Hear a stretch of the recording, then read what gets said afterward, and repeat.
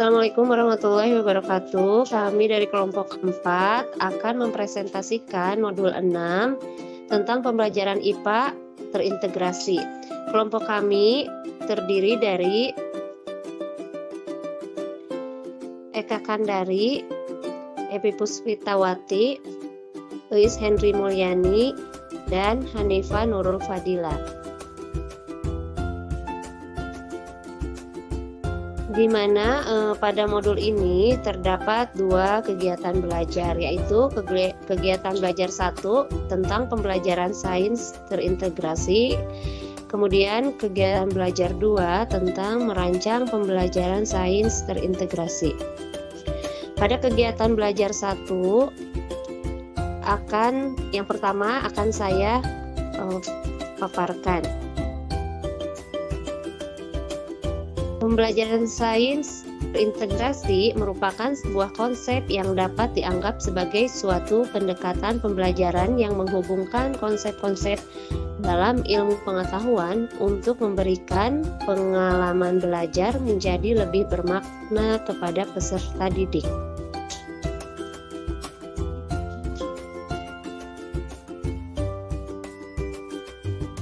Pertama, karakteristik pembelajaran terpadu.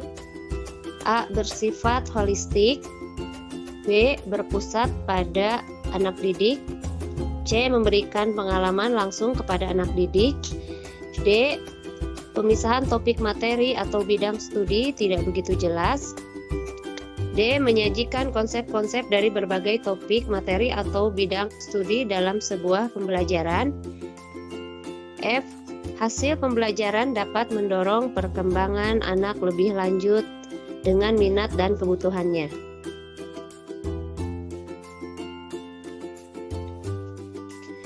Dua, model-model pembelajaran terpadu. A. Model dalam satu disiplin ilmu atau within single discipline.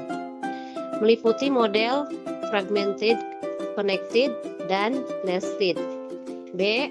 Model antar disiplin ilmu atau across several discipline, meliputi model sequence, shared, webbed, thread, dan integrated.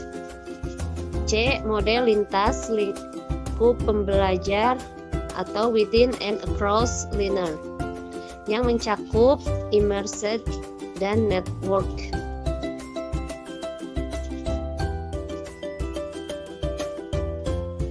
Di sini ada gambar model-model pembelajaran terpadu berdasarkan sifat keterpaduannya. Kemudian selanjutnya akan dipaparkan oleh Ibu Eka Kandari. Silakan kepada Ibu Eka. Terima kasih. Yang ketiga, kelebihan pembelajaran terpadu. Yang pertama, pengalaman dan kegiatan belajar anak-anak selalu relevan dengan tingkat perkembangan anak. Jadi dengan kita melakukan pembelajaran terpadu, anak-anak akan mendapatkan pengalaman yang sesuai dengan tingkat perkembangannya. Kemudian yang kedua, kegiatan yang dipilih sesuai dari dan bertolak belakang dari minat dan kebutuhan anak. Jadi kegiatan yang dipilih dalam pembelajaran terpadu itu sesuai dengan kebutuhan dan bakat dari minat daripada seorang anak. Kemudian yang ketiga, seluruh kegiatan lebih bermakna bagi anak, sehingga hasil belajar akan bertahan lebih lama. Karena pembelajaran ini terasa bermakna, menyenangkan, maka anak-anak akan lebih lama untuk mengingat, akan lebih lama untuk memahami dan menyimpan materi pembelajaran dalam memori mereka. Kemudian yang keempat, menumbuh kembangkan keterampilan sosial anak. Dengan pembelajaran terpadu yang mana penilaiannya itu mencakup tidak hanya kognitif tapi juga afektif dan psikomotor, maka anak-anak tumbuh kembang keterampilan sosialnya. Jadi berkembang keterampilan sosialnya karena di situ dinilai dari segi afektifnya. Kemudian berdasarkan cakupan materinya, secara garis besar Pembelajaran terpadu dibagi menjadi dua jenis. Yang pertama, intrakurikulum atau intradisiplin ilmu, yaitu pembelajaran yang mengintegrasikan topik-topik konsep-konsep yang terdapat dalam satu rumpun bidang studi. Misalnya, fisika, kimia, biologi menjadi satu kesatuan dalam IPA atau ilmu pengetahuan alam. Yang kedua, interdisiplin ilmu, yaitu pembelajaran yang mengintegrasikan topik atau konsep dalam berbagai disiplin ilmu. Seperti contohnya, mata pelajaran IPA diintegrasikan dengan matematika, bahasa Indonesia, dan mata pelajaran yang lainnya.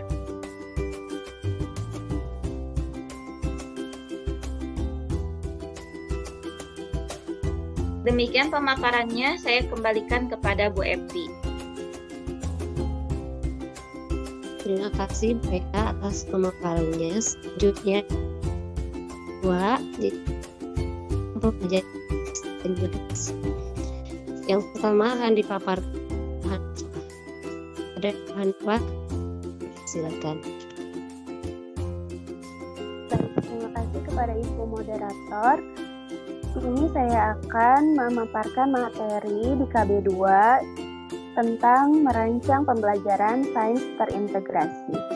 Di sini ada pertanyaan terlebih dahulu ya, mengapa perlu pembelajaran interdisiplin ilmu dan intradisiplin ilmu? Oke. Dari pertanyaan tersebut, kita akan mulai merumuskan masalahnya. Mengapa alasan perlu dari penerapan cara pembelajaran secara intradisiplin ilmu dan interdisiplin ilmu? Yang pertama, adanya alasan bahwa pemahaman peserta didik terhadap topik dari pembelajaran itu akan lebih bermakna. Nah, jadi pembelajaran secara inter dan intradisiplin ilmu ini akan membuat pembelajaran semakin bermakna terhadap peserta didiknya. Lalu alasan kedua adalah pengembangan dari keterampilan proses itu akan lebih baik karena siswa diajak mengalami langsung terhadap lingkungannya untuk meneliti secara lebih konkret. Lalu alasan ketiga itu menghindari penyajian materi yang berulang dan menyebabkan peserta didik itu bosan. Dan alasan yang keempat adalah memungkinkan penghematan dari hal yang diakibatkan dari perencanaan yang terpadu dari beberapa topik yang ada pada mata pelajaran. Jadi lebih dipersingkat dalam satu topik. Dan alasan yang kelima adalah pembelajaran akan lebih menarik dan menantang karena ya tadi langsung anak dilibatkan langsung dalam kejadian yang konkretnya. Setelah itu, bagaimana sih menyiapkan pembelajaran secara interdisiplin dan intradisiplin ilmu pada pembelajaran IPA di SD itu? Jadi, pada pembelajaran IPA di SD itu, bidang studi cakupan dari IPA itu ada biologi, kimia, dan fisika disatukan ke dalam bidang ilmu IPA. Jadi tidak dipisahkan seperti pada tahapan pendidikan di SMP ataupun SMA yang pembelajaran IPA itu dipisahkan. Nah, lalu bagaimana cara agar kita dapat melaksanakan pembelajaran secara intradisiplin dan interdisiplin ilmu itu? Jadi, yang pertama, ada langkah alternatif yang dapat kita gunakan untuk menyiapkan pembelajaran interdisiplin dan intradisiplin ilmu itu. Yang pertama yaitu menentukan salah satu bahasa dari GBPP. Biasanya di SD itu mungkin cakupannya ada silabus ya, karena GBPP itu kalau tidak salah untuk materi di perkuliahan yang dapat dikaitkan dengan bahasan dari mata pelajaran lain. Seperti contoh bisa dilihat pada bagan di sini ada bagan pembelajaran terpadu interdisiplin ilmu. Dari pembelajaran terpadu interdisiplin ilmu kita lihat kita mengangkat satu topik yaitu topik listrik. Nah, di sana kita bisa kembangkan ke dalam berbagai macam materi yang berkaitan dengan listrik itu sendiri. Lalu ada juga bagian pembelajaran terpadu interdisiplin ilmu. Nah, ini adalah mengkaitkan semua mata pelajaran ke dalam topik tersebut yang sama, materi yang sama yang bisa berkaitan dengan topik yang diangkat dari berbagai mata pelajaran. Lalu yang kedua adalah mencari pokok bahasan atau subpokok bahasan dalam CAU yang sama dari setiap mata pelajaran yang berkaitan dengan topik yang dianjurkan. Step yang ketiga adalah membuat pemetaan kegiatan pembelajaran untuk mempermudah menentukan kegiatan belajar mengajar seperti pada bagian di bawah. Tema yang diangkatnya mungkin lingkungan. Lalu di sana ada per mata pelajaran yang bisa dikaitkan dengan topik. Mungkin untuk pemaparan lebih lanjutnya akan dilanjutkan oleh pemberi materi selanjutnya. Saya kembalikan kepada Ibu Moderator. Terima kasih. Ya, terima kasih kepada Ibu Anda. Selanjutnya pemaparan akan dilanjutkan oleh Ibu Eis. Silakan pada Ibu Eis. Terima kasih Bu Moderator atas waktu dan kesempatan yang telah diberikan kepada saya. Kali ini saya akan memaparkan materi tentang contoh pembelajaran IPA kelas 5 secara intradisiplin ilmu dan interdisiplin ilmu. Contoh pembelajaran intradisiplin ilmu ini dengan menggunakan topik listrik. Topik listrik dalam hal ini dijadikan sebagai topik inti dan dikaitkan dengan topik cahaya, energi, populasi, dan bahan kimia. Adapun tahap-tahap dalam pembelajaran adalah sebagai berikut. Pertama, dalam pembelajaran di kelas perlu diungkapkan pengertian listrik serta sifat-sifatnya. Hal-hal apa saja yang dapat dijadikan sebagai sumber listrik, serta meminta siswa untuk memberikan contoh alat-alat apa saja yang dapat membangkitkan tenaga listrik. Dalam hal ini, pembelajaran dilaksanakan dengan menggunakan alat bantu sederhana seperti penggaris plastik, kain wol, serpihan kertas, balon karet, dan sebagainya. Selama pembelajaran berlangsung, diperlukan keterlibatan siswa secara aktif dalam pembelajaran. Pertanyaan-pertanyaan yang akan kita ajukan sebaiknya disiapkan terlebih dahulu. Kedua, kemudian kita dapat berpindah pada topik cahaya dengan mengajukan beberapa pertanyaan seperti apakah manfaat listrik bagi kehidupan kita? Adakah alat-alat atau perabotan di rumah kalian yang menggunakan listrik? Apakah kalian menggunakan listrik sebagai sumber penerangan di malam hari? Apakah hubungan antara listrik dengan cahaya? Nah, pertanyaan-pertanyaan ini akan menggiring siswa kepada kaitan cahaya dengan listrik, bahwa listrik dapat mengalir pada filamen pada lampu nyala. Dengan perkataan lain, lampu memancarkan cahaya setelah dialiri listrik. Pertanyaan-pertanyaan lain dapat kita ajukan tergantung kreativitas kita. Demikian juga dengan alat peraga yang digunakan. Ketiga, kemudian kita dapat berpindah pada topik energi, gaya, dan kerja. Dalam hal ini tetap dikaitkan dengan topik listrik dengan mengajukan pertanyaan seperti apakah kaitan antara listrik dengan energi? Apakah kaitan antara listrik dengan gaya? Apakah kaitan antara listrik dengan kerja? Sebagai gambaran, pada saat ini banyak peralatan di rumah yang menggunakan listrik sebagai sumber energi. Kipas listrik dapat berputar karena dihubungkan dengan listrik. Bahkan di beberapa tempat, alat angkutan seperti mobil ada yang menggunakan listrik sebagai sumber energi untuk menggerakkan mobil yang disimpan dalam bentuk baterai. Contoh-contoh lain dapat diungkapkan dengan memancing kreativitas siswa untuk menceritakan pengalaman siswa sehari-hari di rumah atau di bahan bacaan atau dari TV dan sebagainya. Selanjutnya, kita dapat mengaitkan topik listrik dengan populasi dalam biologi. Hubungan antara jumlah listrik yang harus disiapkan oleh PLN dalam suatu wilayah dalam hal ini dikaitkan dengan bertambahnya populasi penduduk dan sebagainya. Dengan pelajaran kimia, secara sederhana dapat disebutkan bahan-bahan kimia apa saja yang terkandung dalam baterai sehingga dapat menimbulkan arus listrik. Di samping itu dapat pula disebutkan apa kelebihan-kelebihan atau kelemahan-kelemahan baterai sebagai sumber listrik dibandingkan dengan sumber energi lainnya seperti energi matahari, air terjun, dan sebagainya. Nah, yang kedua adalah contoh pembelajaran IPA kelas 5 secara interdisiplin ilmu. Dan berikut adalah bagan pembelajaran terpadu interdisiplin ilmu. Untuk pembelajaran interdisiplin ilmu sebagai topik inti dapat digunakan listrik sebagai topik utama. Langkah-langkah yang telah ditempuh seperti yang telah dijelaskan tadi, kemudian dikembangkan lagi dengan mengaplikasikan listrik dengan bidang matematika. Misalnya, bagaimana cara menghitung kuat arus apabila potensial listrik dan tahanan listrik diketahui, dan sebagainya. Kemudian dapat pula kita kaitkan dengan konsep dalam bidang ilmu ekonomi. Misalnya, menghitung berapa besarnya biaya yang harus dikeluarkan pelanggan rumah tangga atau pabrik dalam waktu sebulan bila pemakaian listrik dalam satu hari diketahui, abodemen dan harga per kWh. Dalam hal ini pun integrasi dengan matematika dapat pula dilaksanakan. Dari segi ekonomi yang lainnya, misalnya membandingkan sisi efisiensi dari segi biaya yang harus ditanggung pelanggan yang penerangan rumahnya menggunakan lampu TL dan yang menggunakan lampu biasa tetapi memberikan intensitas cahaya atau kuat penerangannya yang sama. Dengan ilmu sosial, apakah dampak dari terpasangnya listrik terhadap perubahan kehidupan sosial dan budaya? Adakah dampak yang timbul sebagai efek samping dari masuknya listrik di pedesaan?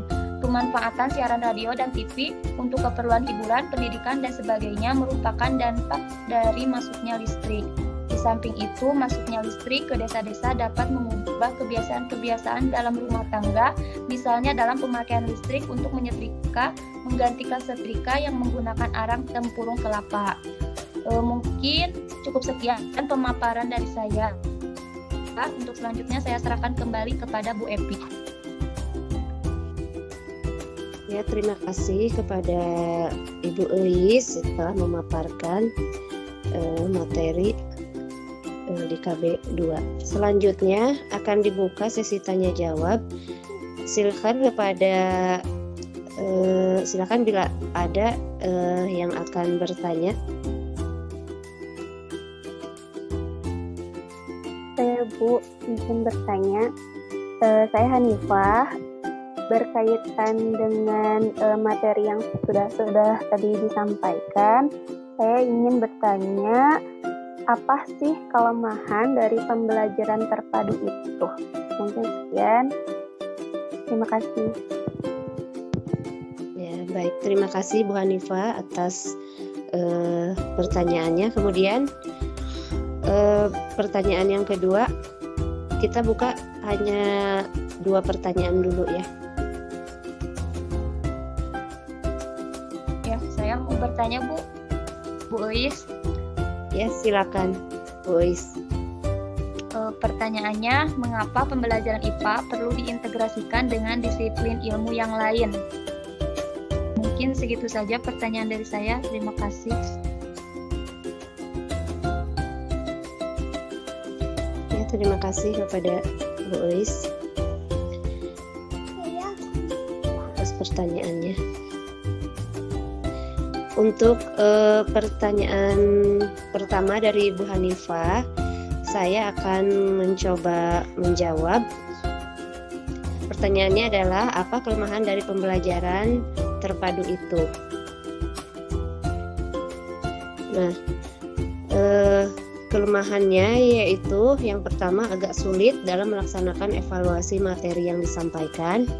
Kemudian yang keduanya kurang efektif dalam pengembangan kemampuan dan keterampilan yang dituntut dalam kurikulum. Kemudian yang ketiga, bila konsep pembelajaran terpadu tidak dikuasai benar oleh guru, ada kecenderungan menyajikan materi pengetahuan yang dangkal.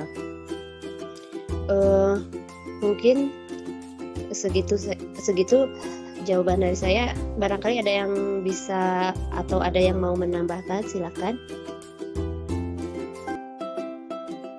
Bu, saya mau menjawab pertanyaan dari Bu Elis. Oh, boleh, silakan Bu Eka. Saya Eka, saya akan mencoba menjawab pertanyaan dari Bu Elis. Mengapa pembelajaran IPA perlu diintegrasikan dengan mata pelajaran yang lain?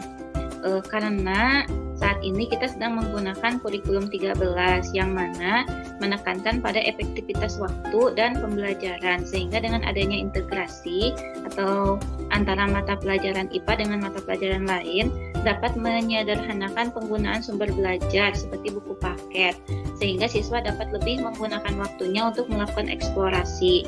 Selain itu, dengan IPA yang terintegrasi, siswa lebih menghayati hubungannya dengan alam dalam setiap aspek mata pelajaran. Siswa juga mengalami pembelajaran yang lebih bermakna dan menyenangkan. Mungkin itu saja jawaban dari saya. Baik, terima kasih atas jawabannya Ibu Eka. Mungkin diskusi kita hari ini dicukupkan sampai sekian. Dapat disimpulkan bahwa pembelajaran terpadu adalah pembelajaran yang beranjak dari suatu tema tertentu sebagai pusat perhatian yang digunakan untuk memahami gejala-gejala dan konsep lain, baik yang berasal dari bidang studi yang bersangkutan maupun dari bidang lainnya. Kemudian secara garis besar, pembelajaran terpadu dibedakan menjadi dua jenis berdasarkan cakupan materi yang akan diintegrasikan, yaitu intrakurikulum dan interdisiplin ilmu. Kemudian pembelajaran terpadu intrakurikulum mengintegrasi topik-topik yang terdapat dalam satu rumpun bidang studi. Dan yang terakhir yaitu pembelajaran terpadu interdisiplin ilmu mengintegrasikan topik atau konsep dalam berbagai disiplin ilmu.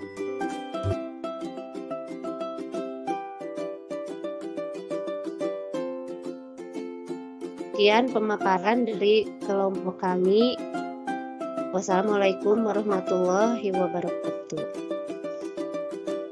Waalaikumsalam warahmatullahi wabarakatuh. Waalaikumsalam warahmatullahi wabarakatuh.